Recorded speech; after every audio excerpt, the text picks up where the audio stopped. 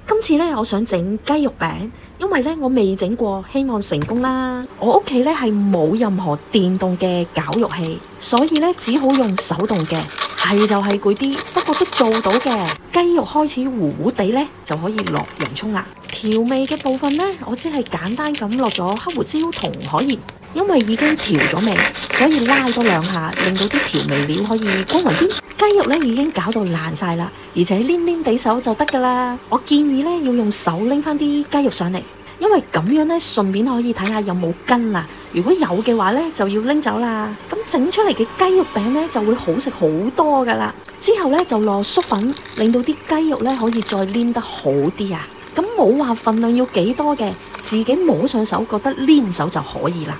可以開始整啦，拎上手左右交替咁整成一個圓。咁今次我呢唔係想整雞肉丸，我係想整雞肉餅啊！落油起鑊開始煎啦。經過上次煎米子嘅教訓，煎嘢呢千祈唔好反嚟反去啊！煎好一面先至反轉另一面再煎啊！過程係需要啲時間嘅。5塊嘅雞肉餅煎咗大概都有10分鐘啊！終於搞掂啦，開埋杯乳酪，早餐完成。